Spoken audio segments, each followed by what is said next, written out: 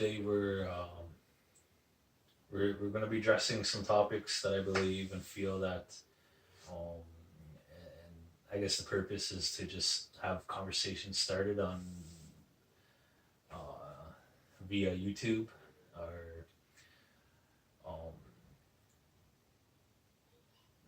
and out of it, I think we'll flow a lot of good things and yeah. So this is just the first part of a few different, I guess, a series of videos that we're gonna talk through. And this is my bro niche style, Mike, Jamin Mike, yeah, and I'm Daniel Stonechild. So if you want to share with the viewers a little bit about your story, Jamin, we'll cover that first. Just about like where I come from, who I Yeah, am. yeah. Alright. Well, come from the Beardies, Nokomasis First Nation, Willow Cree. I'm right now. I'm in my fourth year university over at the U of R. There, I'm studying English and history.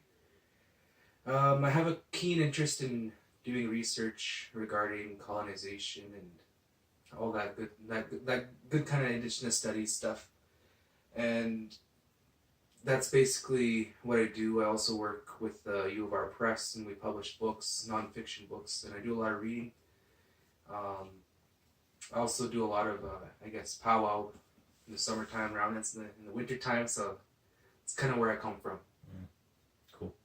And yeah, just a little bit about me. I'm third year Indigenous education student, secondary.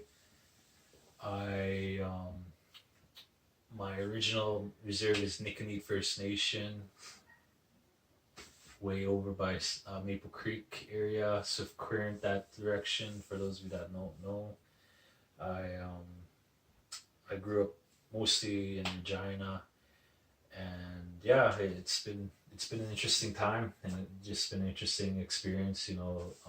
Really grateful to come to school where I can meet somebody like you, Jamin. So, um, we're going to hmm, we're just gonna um, just talk a little bit about those like that those ideas, or just that idea of colonization or decolonization. We'll just address that for a little bit. So you said you had that keen interest in colonization. So what does that mean, or how would you explain that to somebody who didn't know these kinds of things? Well, I've always thought of colonization as if it's like an onion, like because it's so kind of funny to say, but it's you gotta kind of think of it in that way because there's so much layers to understanding what colonization is and how it's impacted the greater indigenous community within what's now Northern Turtle Island, which is Canada now. And there's a lot of power dynamics in play. Like it's something that we talk about a lot in in I guess our upper level history classes, and when we're talking about history, we try our best to understand, well, what is history in the first place, and how does that relate to, I guess, the establishment of Canada, but also how does it relate to Indigenous peoples? Because Indigenous peoples have their own history. And so when it comes time to talk about colonization, we have to just first of all admit that we are still in an era of colonization, that we are continuing to be colonized as Indigenous peoples by the greater European forces, which started from the British Empire, and it's a lot of the French Empire, and it slowly evolved into the Canada we know today. So how did that happen? Started off specifically in Canada around the 1600s, like the mid 1600s, by a French explorer who explored what is now the, I guess, the St. Lawrence River. And so he started and established what was called New France. And so there's a lot of battle between Britain and France as to how they could try to claim this territory. To them, it was newly discovered. But to us, it's been something that's been going through generations, but upon generations, we've been inheriting this land. So it's literally like their culture and their religion, which was, mostly at the time, it was mostly Catholic, that had their doctrines, I guess, were the doctrines that said we have to go and save everybody from hell, from the burning fires of hell. And that's kind of like, you gotta think there's a lot of religious motivation that's going on hand in hand with colonization. It's not all politics. It's not all politics. It's not all family issues and trying to get away from they're getting away from starvation and hunger and disease and all that kind of stuff. So they come here, found new land, but they also noticed that the indigenous peoples here were doing good. So I guess you could say too, there's a piece of jealousy, there's a piece of wanting a better life for themselves, but there's also a piece that's like, it's all religious. So they come from those places here and establish colonies. I guess there's 13 of them specifically. And eventually just left more land claims after land claims and advancing westward, I guess, is the basic understanding that you could give to someone who doesn't know about colonization. Yeah. Yeah. Um, so I guess to add to that, or I was watching this one is like it's just crazy. Just this like I was like I was telling you this documentary about the UAP, right? There's the ceremonies that they're doing and how this guy he was a medicine man and he ended up getting um the like he ended up going to jail and he passed away in jail. But anyways, during this UAP kind of documentary, um, Russell Means was in it. And one of the things he says is um, colonization um, is keeping the Indians poor, is keeping them miseducated, is keeping them in jails, right?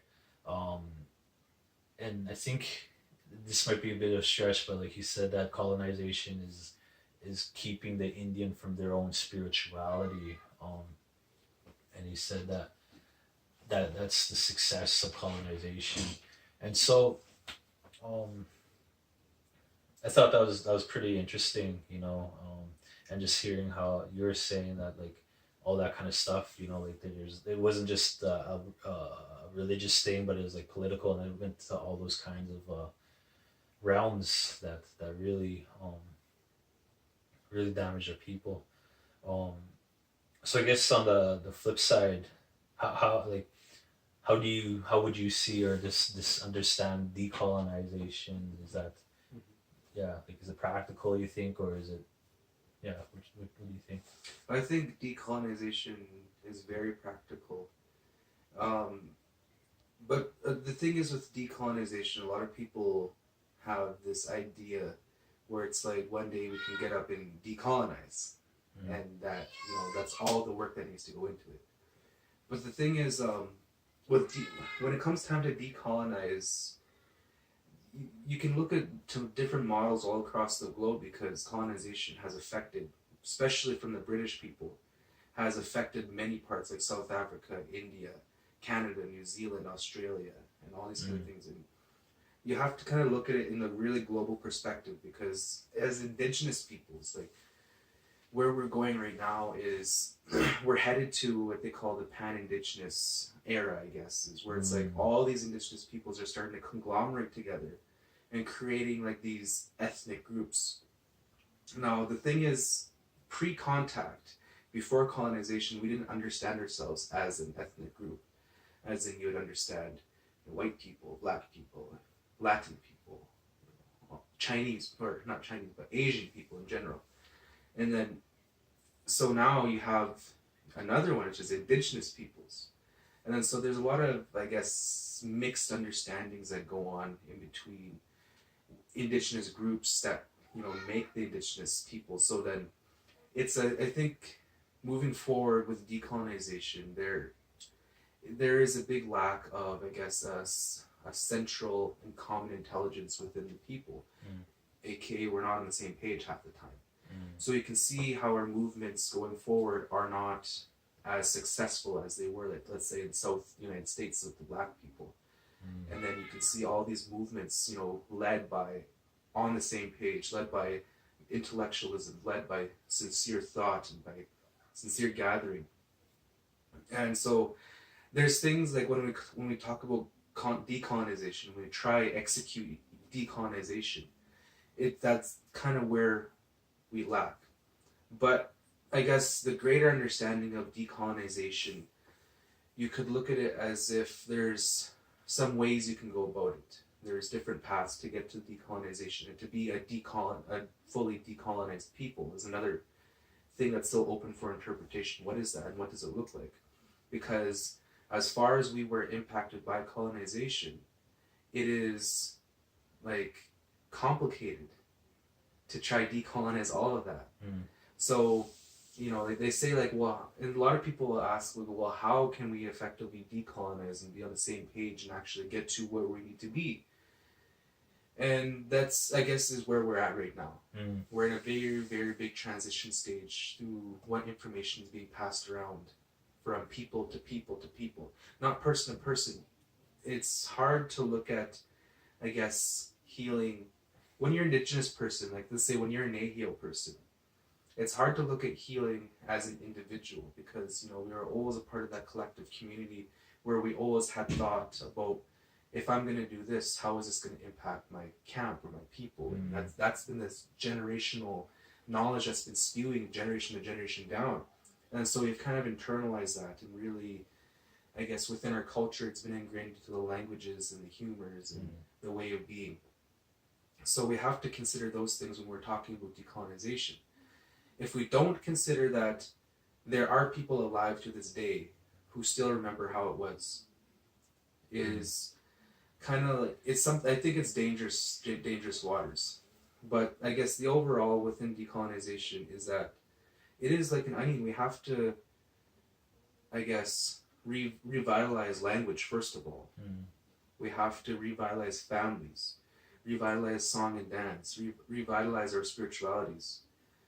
But again, it's the transition period. We're still trying to figure out who we are after all this colonization. And whether we like to think about it or not, we are a lost people. But what's lost can always be found, right? So it's like that transition, the constantly self-reflection, and actually like, okay, going through trial and error as a collective peoples to actually establish a basis as to like, oh yeah, this is who we were. This is who we are. And that's through practicing ourselves and our identity and practicing good, healthy families. And that's that, based off of what I hear off of social media and all these other people, is that families and kinship is the only way to get to that. So decolonization is complicated, especially like when we're dealing in this context with, like when we're dealing with educational systems and we're trying to go forward with our generations, but we're also constantly fighting for things like funding, things like control over educational schools or projects, and control over the curriculum and control. It's constant power dynamics, right? And then so that's where it's like we need to reclaim our own power. But how do you reclaim your own power? Is processing and self-reflection, and I guess moving forward with it. Yeah, those are some like just like revitalizing language, right? Revitalizing community, kinship, revitalizing these kinds of things, like um it's interesting because like, I've watched a few, like on YouTube they have like those kind of videos about revitalizing these kind of things, and that's just like that, you're just hitting the nail on the head, right? When we're trying to address these things about decolonization, and to my understanding, I guess that comes on to the topic nationhood, right? Rebuilding nationhood. Some would say rebuilding or revitalizing. Um, but with that being said, you're just you're just gonna have to stay tuned for the next episode. There we go. Okay, it's